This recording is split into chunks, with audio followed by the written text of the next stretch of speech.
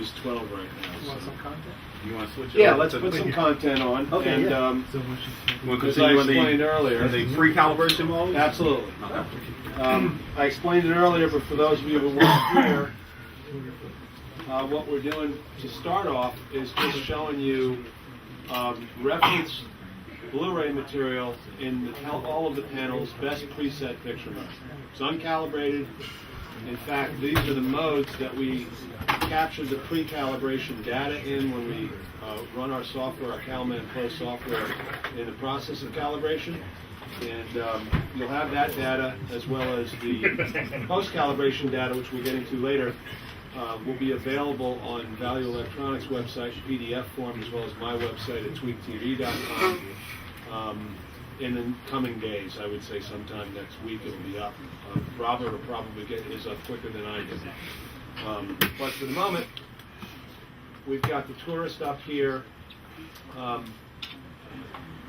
As John from THX alluded to, he wants to know why we're not in THX mode on the Elite and why we didn't choose that as the best pre-calibrated mode. There was a couple reasons for that. One is we calibrated this panel 3 times, actually. We started off by implementing ISF C3 and calibrating in ISF night mode. And we discovered a couple of issues with it that we're reporting back to ISF and to Sharp. We'll get into that a little bit later, the specifics of it, but we then switched out of that to calibrate the THX mode, and that now is the calibrated mode. So on the Elite, we're in movie mode for the pre-calibration viewing. And let me get some video on before I continue and tell you all the other panels and the modes there. So as I was saying before, you're looking at the pre-calibrated, best, most accurate picture modes in all the panels. The Elite we have in the movie mode. I explained why. The Samsung PN, the plasma, is in movie mode. So is the LED above it. That's the most accurate modes on the Samsungs, has been for years. The Panasonic is in THX mode. The LG is also in THX Cinema mode. And the Sony is in Cinema 2 mode because we calibrated Cinema 1. So you're just looking at a very nice transfer. It's the tourist. Very lush, actually, very color, very heavily saturated film in a lot of the scenes in it. So I just wanted you to take a look at that for a few minutes before we dig into the whole calibration process and what it is we do when we analyze product performance, which we'll do in just a few minutes. I have a quick question. Sure. Could you tell me what the video source is? Which Video source at the moment is a Denon, a higher-end Denon Blu-ray player. It is the DVD A1. DVD A1. DVD A1 is correct. And the cabling that's hooked up. Robert will have to speak to that. It's all HDMI, of course. Right. Any particular brand or generic? It size? is. It's Key Digital, and it's their high-end line called Black Bull. All the cables are equalized. So they have electronics on the cable as well. You might see some blue lights behind them that says that they're equalized. Every cable is the same length. They're 30 feet long. Even though we could have made it with a 9-foot cable, we ran them all 30 feet. So every TV has everything the same. Everything's on a 20 amp circuit, the same circuit. All the audio and video is on the same electrical circuit. It's run through a very expensive Richard Gray power conditioner. So everything is on an equal playing field here. And it's running through a Key Digital distribution amp. Yeah, distribution amplifier as well. Everything's on an equal playing field. Very purely and scientifically done. That's a really good point. We built a lab here, is what we built. We did. Dwayne and Ed and I spent the better part of 2.5 days calibrating every one of these panels to their absolute best ability. I mean, I spent personally 3 hours on the Elite. Each one of those guys spent a couple of hours on a different mode. We spent a lot of time getting into these panels, finding out. We discovered some issues with some of them that we did not know previous to 3 days ago. But the even playing field comment that he made is really important to know. We didn't just spend 15 or 20 minutes with a remote control and some gear and bang out a calibration as quickly as we could. We allotted a lot of time. We want to make sure that every one of these panels is dialed in to the best of my ability. Certainly, I'm sure I can speak for Dwayne when I say this. We don't take this lightly. We want to find out for everybody that's in this room, everybody that's watching it, as well as for ourselves, what the very best panels for the particular year are. And the only way to do that is to do the very best job we can to calibrate them to the best possible capability of the panel itself. So this is pre-calibration mode. You know all the modes that are in, you know all the TVs, you know the system that we're running it through.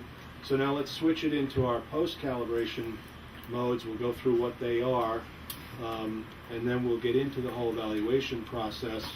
And what we'll do is we'll prove to you that everything is on an even playing field by showing you some test material we're going to talk about contrast ratio, black level, gamma, color saturation, color gamut,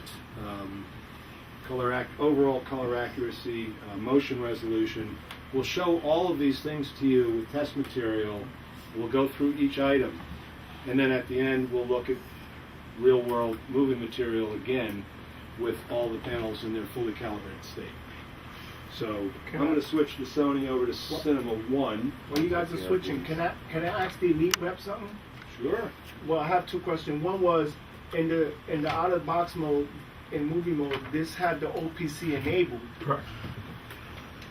Why would it be enabled out of the box? Because when the lights You spoke on this really well because you get a credit from Energy Star if it comes out of the box with that particular setting on.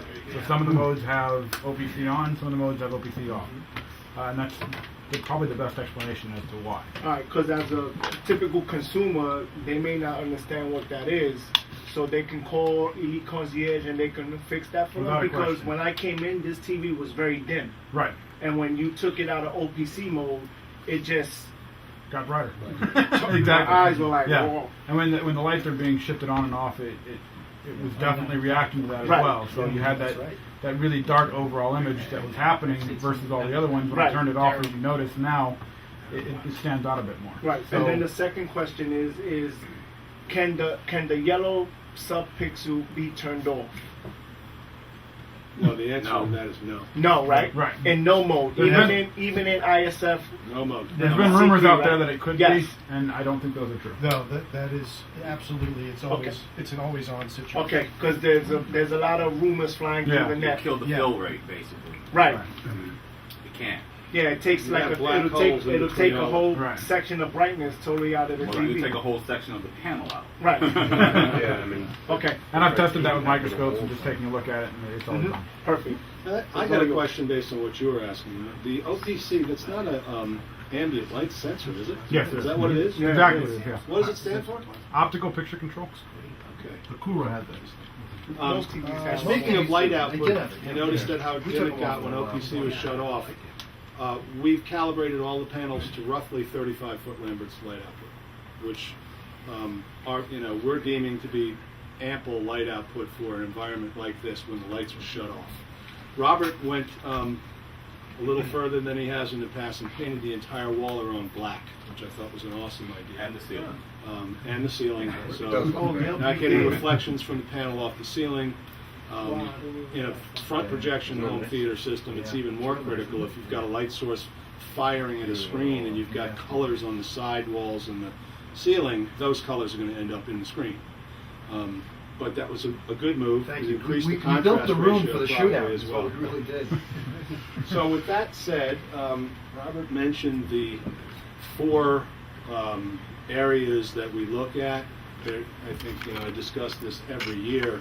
There were some very extensive studies some years back that determined what are the 4 most important elements of a picture to the human eye and how we see pictures. And you're going to know the first one when I say it's going to be obvious because the spec is louder and bigger than any other spec in our business, and of course it's contrast ratio. But that's really what's responsible for the pop and the depth of a picture is contrast ratio, and your eye is very attuned to that. So that's number 1. There are several different elements of picture performance that contribute to a lack of or an abundance of contrast ratio, and we'll go through each one of those. The second item is actually color saturation, how much color there is in the picture. There can be too much color in the picture. There can be too little color in the picture. That has to do with color decoding. Rec 709 specifies a particular color decoding algorithm for HD. Rec 601 is a little bit different. That's for older SD sources. A good television should be able to switch back and forth between those two depending upon what it's being fed. Number 3 is color accuracy in general, which has several different elements to it. One is grayscale tracking, how accurate it is to the D65 standard, 6500 Kelvin. Color gamut, your primary and secondary color accuracy, specified in the high def world by Rec 709 again. There are specific coordinates of the primary and secondary colors that you should be at, and that the television should actually be able to track from low luminance levels up to 100% of the color. And color decoding, of course, is another aspect of that. And then the fourth one is resolution, and today 1080p resolution is fabulous. So we're going to look at some motion resolution test material, both test material and actually we'll look at something from a movie to see how they're all handling 24p. Because the whole 24p thing, while it's sort of a subtle thing, it's 24p is the frame rate of film, and for the first time in video with Blu-ray, we actually have video coming out at 24p. We need a display that can do a multiple of that, whether it's 48, 96, or 120, in order to create smooth pans, where if you can't do that and you're doing 60 hertz, you've got 2-3 pull down in the circuitry, and you've got a little hitching going on with the 2-3 of fast, slow kind of hitching. It's a kind of a minor thing, but it's one of those subtle performance aspects that we look for when it comes to motion resolution and maintaining motion resolution. So let's start with contrast ratio, and I'll switch over